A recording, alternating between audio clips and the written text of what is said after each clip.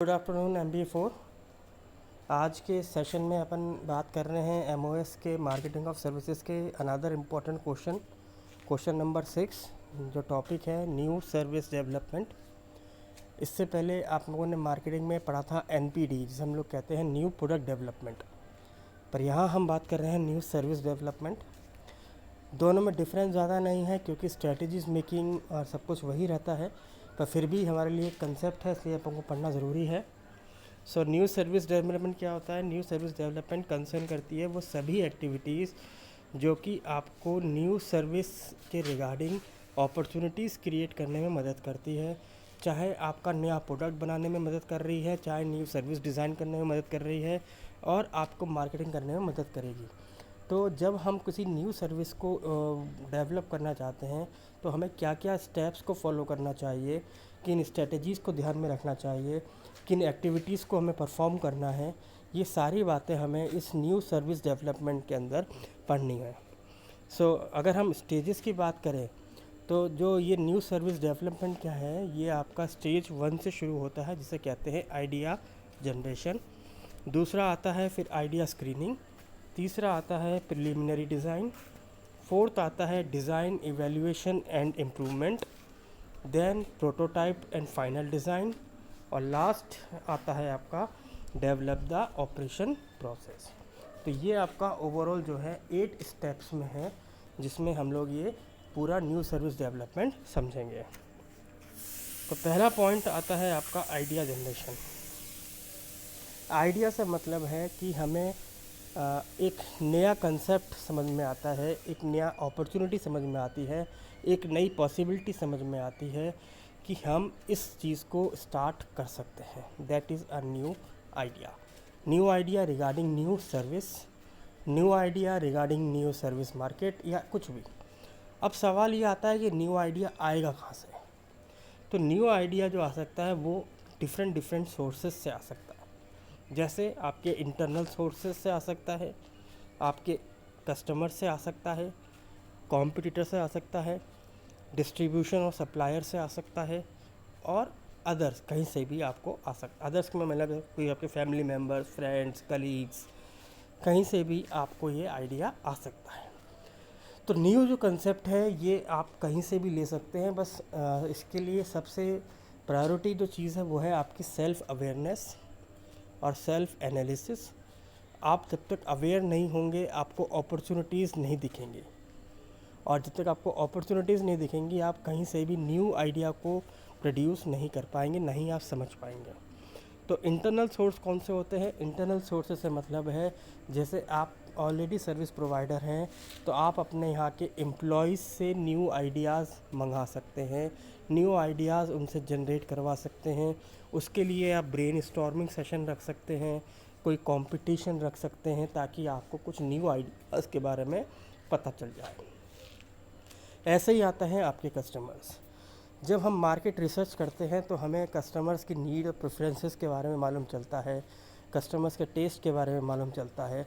वहीं से हम उनके लिए न्यू सर्विसेज के भी आइडिया जनरेट कर सकते हैं। देन आता है आपका कॉम्पिटिटर। अगर आप इंटरनल सोर्स यूज़ नहीं कर पा रहे हैं और आपको अगर कस्टमर से भी मालूम नहीं चल रहा, तो सीधा सीधा है कि आप अपने कॉम्पिटिटर्स को देखिए। आपका कॉम्पिटिटर क्या नया स्ट्रेटजी डिज़ाइन कर रहा है, क्या नई पॉलिसी मेकिंग कर रहा है, क्या वो चेंजेस अडॉप्ट कर रहा है। इन सब चीज़ों से अगर आप अवेयर हो जाते हैं और आपके अंदर एनालिटिकल पावर है, तो आप ये समझ सकते हैं कि क्या वो नया सर्विस या आइडिया जनरेट करने के प्रोसेस में है। देन आता है डिस्ट्रीब्यूटर और सप्लायर। देखिए, डिस्ट्रीब्यूटर, सप्लायर और आपके जो रिटेलर हुए चाहे होलसेलर हुए, ये बहुत ज़्यादा क्लोज़ होते हैं कस्टमर से। उसी प्रकार से ये जो लोग होते हैं ये मेन मार्केट में हैं। तो मार्केट में जो भी कुछ न्यू चीज़ें चल रही होती हैं वो सारी चीज़ें इनको पता होती हैं। तो यदि आपको नया आइडिया जनरेट करना है तो आप अपने होलसेलर, डिस्ट्रीब्यूटर, रिटेलर, इनसे भी बात करके कुछ न्यू कंसेप्ट को डेवलप कर सकते हैं। फिर आता है अदर्स, जैसे हमने कहा फैमिली मेम्बर्स, फ्रेंड्स, कलीग्स, इनसे भी आप कुछ न्यू आइडियाज़ के बारे में आप नॉलेज ले सकते हैं। फिर दूसरा आता है आपका आइडिया स्क्रीनिंग। आइडिया स्क्रीनिंग क्या कहता है, मान लीजिए आपने कुछ न्यू आइडियाज़ इकट्ठे किए, जैसे इंटरनल सोर्सेज ने न्यू आइडियाज़ दिए, कस्टमर से आपको कुछ न्यू आइडियाज़ मिले, कॉम्पिटिटर्स को देख के आपने कुछ न्यू आइडियाज़ डेवलप किए, उसी तरह से आपके डिस्ट्रीब्यूटर्स ने आपको कुछ न्यू आइडियाज़ बताए, फ्रेंड्स और कलीग्स ने आपको न्यू आइडिया सजेस्ट किए। इन सब आइडियाज़ को हमें पढ़ना क्या है, हमें क्या करना है, इन सब में से जो अच्छे आइडियाज़ हैं, जो आपको लगता है कि ये इनकी फिजिबिलिटी बहुत अच्छी है, या इनसे रिज़ल्ट निकल के आ सकता है, या ये मार्केट में सेल आउट हो सकते हैं, उन आइडियाज़ को तो आप रखिए। और जो आइडियाज़ आपको लगते हैं कि ये नहीं चलेंगे, तो आप उनको ड्रॉप कर दीजिए। आइडियाज़ अच्छे और बुरे की जो अपन पैरामीटर ले रहे हैं, वो आप स्वैट के बेसिस पे कर सकते हैं। स्वैट यानी कि आपका स्ट्रेंथ, आपकी वीकनेस, आपकी अपॉर्चुनिटीज़ और थ्रेट्स, इन सब बेसिस पे आप अपने उन आइडियाज़ की स्क्रीनिंग कर सकते हैं। फिर आता है आपका प्रिलिमिनरी डिज़ाइन। इस स्टेज में क्या हो रहा है, हम बिगनिंग में ये पूरा प्रोसेस या इस डिज़ाइन वर्क को हम क्या करते हैं, डिज़ाइन करते हैं। जैसे मान लीजिए मुझे एक ए आइडिया पसंद आया, अब इस ए आइडिया के लिए मैं इसकी वर्किंग कैसे करूँगा, क्या क्या इसमें काम होगा, क्या किस चीज़ की रिक्वायरमेंट रहेगी, उन सब चीज़ों का एक मैं लेआउट या डिज़ाइन बनाऊँगा। इसके लिए ज़रूरी इन्फॉर्मेशन मुझे कलेक्ट करनी होगी और एनालाइज़ करना होगा कि ये मेरे डिज़ाइन में और क्या क्या इसमें चेंजेस हम ला सकते हैं, और इन्फॉर्मेशन के बेसिस पर। फिर आता है आपका design evaluation and improvement.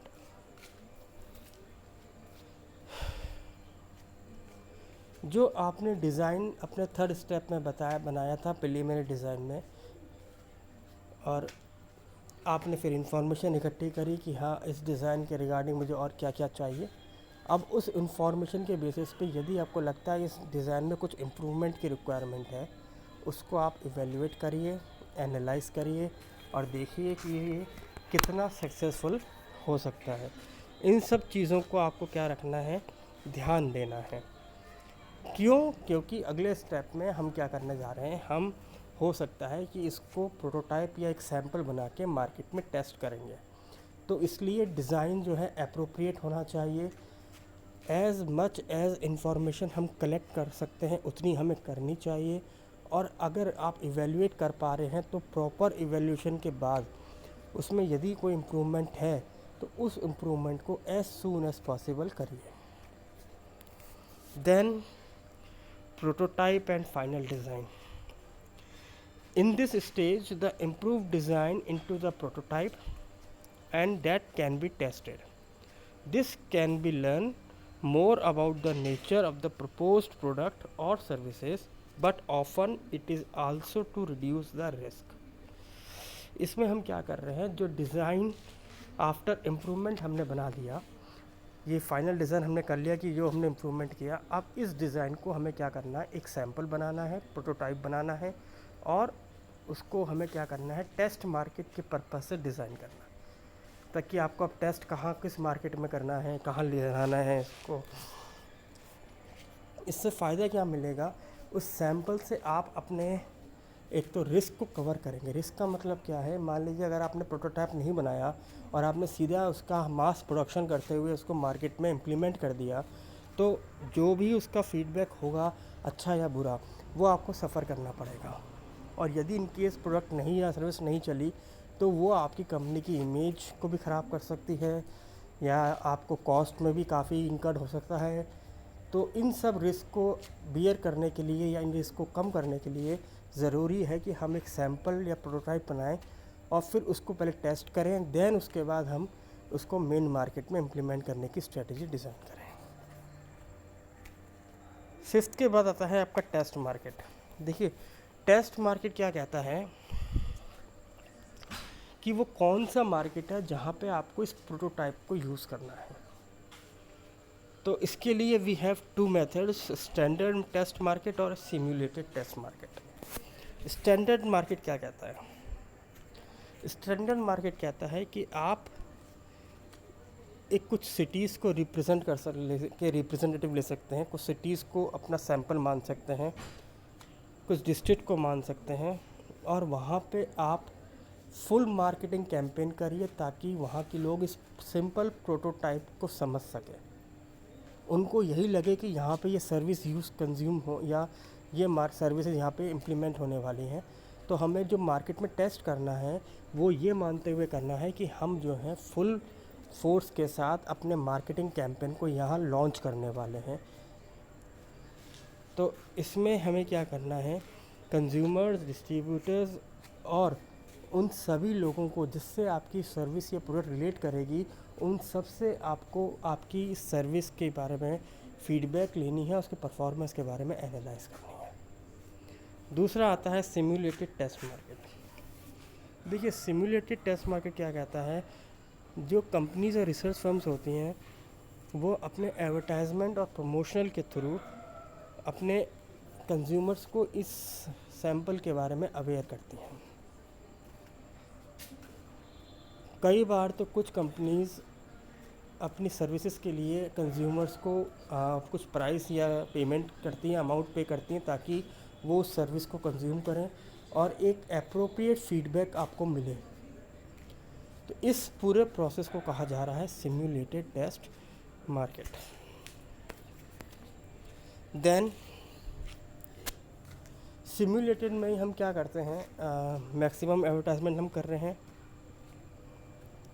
Then जो रिसर्चर्स होते हैं वो एनालाइज करते हैं कि कौन आपके सेम प्रोडक्ट को परचेज़ कर रहा है, कौन नहीं कर रहा है आफ्टर सीइंग द एडवर्टाइजमेंट। कई बार तो कंज्यूमर से पूछा जाता है कि आप इस सर्विस या प्रोडक्ट क्यों नहीं परचेज़ कर रहे हैं। देन प्रोडक्ट के बारे में कंज्यूमर के एटीट्यूड, उसका usage pattern, buying decision power, satisfaction, ये सारी चीज़ें हम कंज्यूमर से पता करते हैं इस सिम्युलेटेड टेस्ट मार्केट में। तो ये आपका था पॉइंट।